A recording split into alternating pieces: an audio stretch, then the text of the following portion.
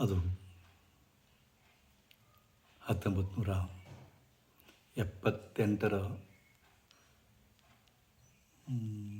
October ತಿಂಗಳ ಬಹುಶಃ ಜೋಶಿ ಮಠದ ಸಮೀಪ ಅಚ್ಯುತಾನಂದ ಆಶ್ರಮ ಅಂತಿತ್ತು. ಆ ಅಚ್ಯುತಾನಂದ ಆಶ್ರಮದೊಳಗೆ ಸ್ವಾಮಿ ವಿಶುದ್ಧಾನಂದರ ಶಿಷ್ಯವರ್ಗದವರು ಆಗಿರ್ತಕ್ಕಂಥ ಸ್ವಾಮಿ ವಿರಜಾನಂದರ ಆಶ್ರಮದೊಳಗೆ ಸುಮಾರು ಒಂದು 8 ದಿವಸ ಇರಬೇಕಾಗಿ ಬಂದಿತ್ತು ನನಗೆ. ಅವರು ನನಗೆ ಬಹಳ ಆತ್ಮೀಯರು. ಅವರು ಕೂಡ ಅನೇಕ ಆಧ್ಯಾತ್ಮಿಕ ಮತ್ತು ಯೋಗದ ಸಾಧನೆಯ ಕುರಿತು ಚರ್ಚೆ ಮಾಡ್ತಾಯಿದ್ದೆ. ನಾನು ನಾನು ಅವರಿಗೆ ಗೆಳೆಯನೂ ಕೂಡ, ಹಾಗೂ ಕೆಲವೊಂದು ವಿಷಯದೊಳಗೆ ಅವರು ನನ್ನ ಗುರುಗಳಾಗಿದ್ದು ಕೂಡ ಸತ್ಯ. ಅವರ ಆಶ್ರಮದಾಗ ಇರಬೇಕಾದಾಗ ಅವರು ಕುಂಡಲಿನಿ ಜ್ಞಾನದ ಬಗೆಗೆ ಉಪನ್ಯಾಸಗಳನ್ನು ಮತ್ತು ವರ್ಗಗಳನ್ನು ತೆಗೆದುಕೊಡ್ತಾಯಿದ್ರು. ಬಹುಶಃ ನನ್ನ ಮೇಲೆ ಅವ್ರದ್ದೇ ಛಾಪ್ ಆಗ್ಯದ.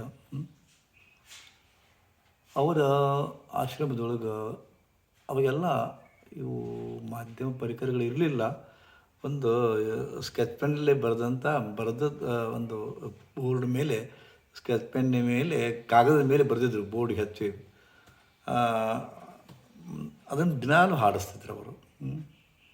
ಭಾಳ ಚಂದ ಅನಿಸ್ತಿತ್ತು ನನಗೆ.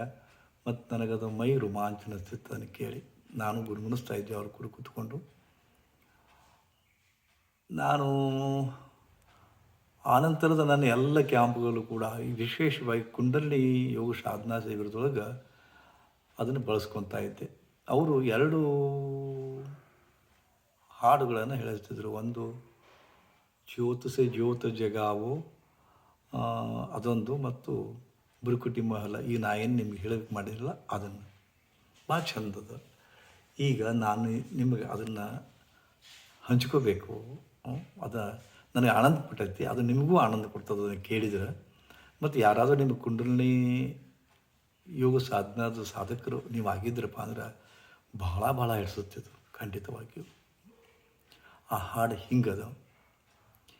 ಭ್ರುಕುಟಿ ಮಹಲ್ ಚಢ, ಭ್ರುಕುಟಿ ಮಹಲ್ ಚಢ, ದೇಖ ಪಿಯಾರೆ, ಜಾಗೆ ಜ್ಯೋತಿ ಅಪಾರ. ಓಂ ಭ್ರುಕುಟಿ ಮಹಲ್ ಚಢ, ದೇಖ ಪಿಯಾರೆ, ಜಾಗೆ ಜ್ಯೋತಿ ಅಪಾರ. ಓಂ सोहम सोहम जपते जपते, सोहम सोहम जपते जपते, पहुँचो 10वें द्वारा. ओम मेरुदंड में बंकनाल है, मेरुदंड में बंकनाल है, उलटी गंगा कहावे. ओम उसी गंग में जो कोई घुस कर, उसी गंग में सुन लो प्यारे, उसी गंग में सुन लो प्यारे, जो कोई घुस कर नावे. ओम प्रणवयान से ऊंचा चढ़कर सुखमणिगढ़ में जावे. ओम तन का बान बुला के वहाँ से, तन का बान बुला के वहाँ से, सोहम सोहम गावे. ओम ओम ध्वनि से चढ़ते चढ़ते, ओम ध्वनि से चढ़ते चढ़ते, निश्चल घुमरी आवे. ओम आप अपने से, अपने आप से, अपने आप अपने से, निर्विकल्प ನಿರ್ವಾಣಿ. ಓಂ ಗಾಯನ ಇದು ಎಷ್ಟು ಆಳವಾದ ಮತ್ತು ಕುಂಡಲಿಗೆ ಸಂಬಂಧಿಸಿದಂತೆ ಅದರ ಬಗ್ಗೆ ವಿವರಣೆ ಕೊಡೋದನ್ನು ಹಾಡಿನ ಮೂಲಕ ಅವ್ರು ಹೇಳಿದ್ದಾರೆ. ಏನಪ್ಪ? ಭೃಕುಟಿ ಮಹಲ್ ಚಡು. ಭೃಕುಟಿ ಅಂದರೆ ಎರಡು ಹುಬ್ಬಿನ ನಡುವೆ ಇರ್ತಕ್ಕಂಥ ಆಜ್ಞಾಚಕ್ರವೇ ಭೃಕುಟಿ ಅಂತಾರಲ್ಲ. ಭೃಕುಟಿ ಭೃಕುಟಿ ಈ ಆಜ್ಞಾಚಕ್ರದ ಕಡೆ ಇದು ಮಹಲ್ ಅಂತಾರೆ, ಒಂದು ಅರಮನೆ. ಇದು ಒಂದು ಆ ಅರಮನೆಗೆ ಹೋಗುವಂಥ ಭೃಕುಟಿ ಮಹಲ್ ಚಡು. ಇಡೀ ದೇಹವೇ ಒಂದು ಅರಮನೆ ಅದ, ಅದರ ಮನೆ ಅದ, ಇದು ಅರಮನೆ, ಇದು ಆಸ್ಥಾನ. ಆಜ್ಞಾ ಚಕ್ರ ಅನ್ನೋದು ಭೃಕುಟಿ ಮಹಲ್ ಅದ ಅಂದ. ಮಹಲ್ ಭೃಕುಟಿ ಮಹಲ್ ಚಡ್ ದೇಕ್ ಪಿಯಾರೆ. ಅವಾಗ ನೋಡಿ ನೀನು ಏರಿಸಿ. ಮುಂದೆ ಸೋ ಜಾಗೆ ಅಲ್ಲಿ ಏನದಪ್ಪ? ಜಾಗೆ ಜ್ಯೋತಿ ಅಪಾರ ಓಂ. ಇಲ್ಲೇ ನಿಮ್ಗೆ ಗೊತ್ತದ, ಇಲ್ಲೇ ಮೂಲಾಧಾರಕ್ಕೆ ರಂ, ಸ್ವಾಧಿಷ್ಠಾನಕ್ಕೆ ವಂ, ಮಣಿಪುರಕ್ಕೆ ರಂ, ಹೃದಯ ಇದಕ್ಕೆ ಯಂ, ವಿಶುದ್ಧಕ್ಕೆ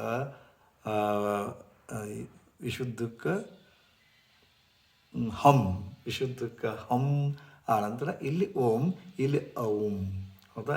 ಇಲ್ಲೇ ಓಂ. ಅದು ಅವ್ರು ಹೆಂಗೆ ಹೇಳ್ಯಾರ ನೋಡ್ರಿ, ಅಲ್ಲಿ ಜಾಗೆ ಜ್ಯೋತಿ ಅಪಾರ ಓಂ.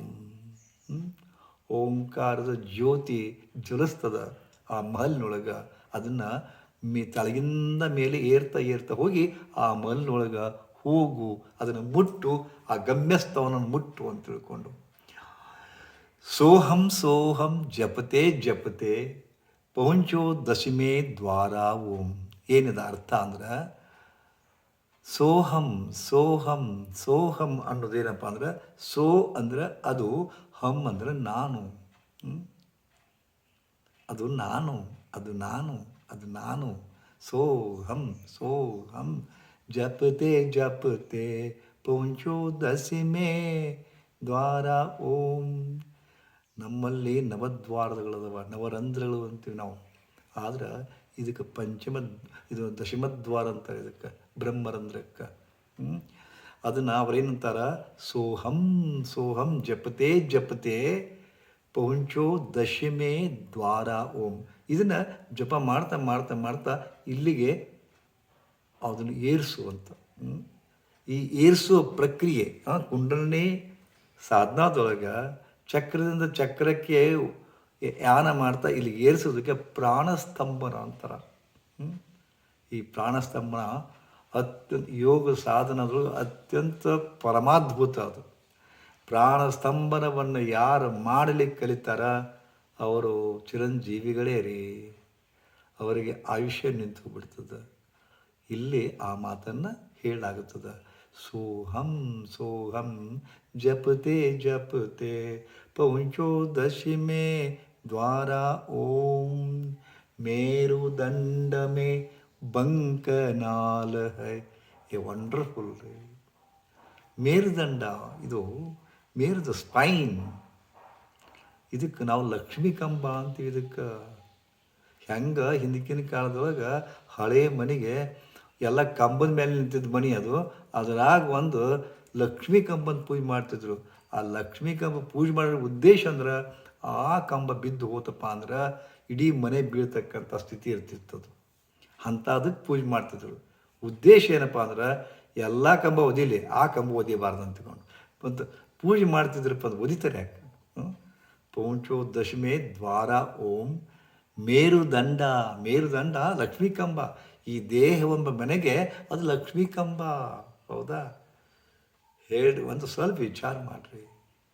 ಈ ಮೇರುದಂಡ, ಬೆನ್ನು ಹುರಿ ಅನ್ನೋದನ್ನು ನಾವು ಅಕಸ್ಮಾತ್ ಆಕ್ಸಿಡೆಂಟ್ ಮುರಿತು ಅಂತ ತಿಳ್ಕೊರಿಪ್ಪ.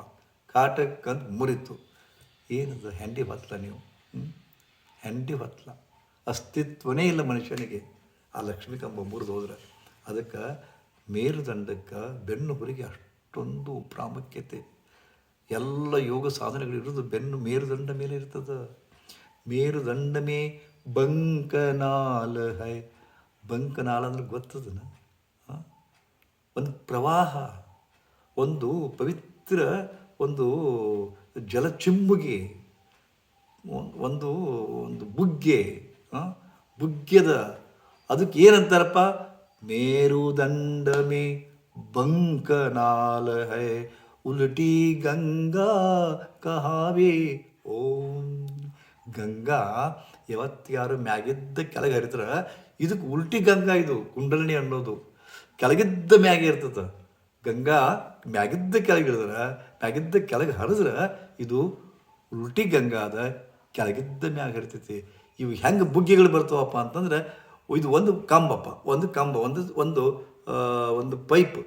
ಈ ಪೈಪ್ನೊಳಗೆ 6 ತೂತು ಬರ್ತಾವೆ, ಅವು ಚಕ್ರಗಳು. ಅಲ್ಲಲ್ಲಿ ಇನ್ನು ಹೆಂಗೆ ಏರ್ಸ್ಕೊಂತ ಹೋಗ್ಕಿರಿ, ಆ ಏರಿಕೆ ಆ ಇದಕ್ಕೆ ಫೋರ್ಸಿಗೆ ಈ ಗಂಗಾ ಕೂಡ್ಕೊಂತ ಹೋಗ್ತದೆ. ಎಲ್ಲ ಗಂಗಾ ಕೂಡಿ, ಎಲ್ಲ ಒಂದು ಬುಗ್ಗಿ ಕೂಡಿ ಫೋರ್ಸ್ಫುಲಿ ಅಲ್ಲಿ ಮ್ಯಾಗಿರ್ತದೆ. ಎಂಥ ಅದ್ಭುತ! ಎಷ್ಟು ಮೀನಿಂಗ್ಫುಲ್, ಅರ್ಥಪೂರ್ಣದ ಗೊತ್ತೇನೋ. ಅದು ಕಾರಣ ಉಲ್ಟಿ ಗಂಗ ಕಹಾವೆ ಓಂ, ಉಸಿ ಗಂಗ ಮೇ ಸುನ್ ಲೋ ಪ್ಯಾರೆ. ಆ ಗಂಗಾದೊಳಗೆ ಜೋ ಕೊಯ್ ಘುಸ್ ಕರ್ ನಾವೇ ಓಂ, ಅದ್ರಾಗ ಸ್ನಾನ ಮಾಡಿರಪ್ಪ. ತ್ರಿವೇಣಿ ಸ್ನಾನ ಅಂದ್ರೆ ನೀವೇನು ತಿಳ್ಕೊಂಡಿರಿ? ಅಲ್ಲಿ ಎಲ್ಲ ಅದ, ಇಲ್ಲೇ ಅಲ್ಲಾಬಾದ್ ಇದು. ಇದೇ ತ್ರಿವೇಣಿ. ಈ ಗಂಗಾ ಹೋಗಿ ಅಲ್ಲಿ ಕೂಡ್ತದಲ್ಲಿ ಸರಸ್ವತಿಗೆ, ಅಲ್ಲಿ ಸ್ನಾನ ಮಾಡ್ರಿ ಅಂತ, ಅಲ್ಲಿ ಸ್ಥಿತ ಆಗ್ರಿ ಅಂತ. ಉಲ್ಟಿ ಗಂಗ ಕಹಾವೆ ಓಂ, ಉಸಿ ಗಂಗ ಮೇ ಸುನ್ ಲೋ ಪ್ಯಾರೆ, ಜೋ ಕೊಯ್ ಘುಸ್ ಕರ್ ನಾವೆ ಓಂ. ಪ್ರಣವಯಾನ ಸೆ ऊंचा छड़ कर ಸುಖ ಮನಿಗಡ ಮೇ ಗಾವೆ ಓಂ. ಅದೊಂದು ಎಂತ ಅಂದರೆ ದುಃಖ ಇಲ್ಲದ, ಅತ್ಯಂತ ಶಾಂತ ಕೂಡಿದ, ಸುಖವೇ ತುಂಬಿದಂಥ ಒಂದು ಅಲ್ಲಿ ಸ್ಥಳ ಅದ. ಪ್ರಣವಯಾನಸೆ, ಪ್ರಣವ ಅಂದರೆ ಓಂಕಾರ, ಪ್ರಣವ ಅಂದರೆ ಓಂಕಾರ. ಒಂದು ಯಾತ್ರಾ, ಇದು ಮೇಲಕ್ಕೆ ಇರೋದು ಒಂದು ಯಾತ್ರಾ. ಪ್ರಣವಯಾನಸೆ ಊಂಚಾ ಚಡ್ಕರ್, ಮೇಲಕ್ಕೆ ಏರ್ತಾ ಹೋಗಿ ಸುಖ ಮನಿಗಡಮೆ, ಯಾವುದೇ ದುಃಖ ದುಮ್ಮಾನ ಇಲ್ಲದ ಆ ಕ್ಷೇತ್ರದೊಳಗೆ ಸ್ಥಿತಗೊಳ್ಳು ಅಂತ. ತನಕ ಬಾನ ಭೂಲಾಕೆ ವಹಾಸೆ, ದೈಹಿಕ ಪ್ರಜ್ಞೆನ ಕಳ್ಕೊಂಡು ತನಕ ಬಾನ ಭೂಲಾಕೆ ವಹಾಸೆ. ಸೋಹಂ ಗಾವೆ ಓಂ. ಶರೀರದ ಪ್ರಜ್ಞೆ ಇಲ್ಲದೆ ಸೋಹಂ ಒಳಗೆ ಜಪಿಸ್ತಿರ್ತದೆ. ಹೆಂಗೆ ತುಳಸಿದಾಸರು ಸುಮ್ಮನೆ ಕುಂತಾಗಲೂ ಸಹಿತ ರಾಮ್ ರಾಮ್ ರಾಮ್ ರಾಮ್ ಅಂತಿತ್ತಂತ. ಯಾರೋ ಹೃದಯದ ಮೇಲೆ ಇದನ್ನ ಇಟ್ಟಂತ ಅಲ್ಲಿ ರಾಮ ಅಂತಂತ, ಅವ್ರ ಉಸಿರೊಳಗೆ ರಾಮ್ ಅಂತ ಇರ್ತಂತ. ಹಂಗೆ ಸಾಧಕನ ಪ್ರತಿಯೊಂದು ಹಾರ್ಟ್ ಬೀಟ್ನೊಳಗೂ ಸೋಹಂ ಅಂತಿರ್ತದಂತ. ಸೋಹಂ ಗಾವೆ ಓಂ. ಓಂ ಧ್ವನಿ ಸೆ ಚಡತೆ ನಿಶ್ಚಲ ಘುಮರಿ ಆವೆ ಓಂ. ಓಂ ಧ್ವನಿ, ಅದು ಧ್ವನಿ ಹುಟ್ಟಿಸ್ತಾ ನಿಶ್ಶಬ್ದತೆ ಬಂದ್ಬಿಡ್ತದೆ, ನಿಶ್ಚಲತೆ ಬಂದ್ಬಿಡ್ತದೆ. ಮುಂದೇನು ಮಾಡಬೇಕು? ಅಪನೆ ಆಪ್ ಅಪನೆ ಸೆ ನಿರ್ವಿಕಲ್ಪ ನಿರ್ವಾಣಿ ಓಂ.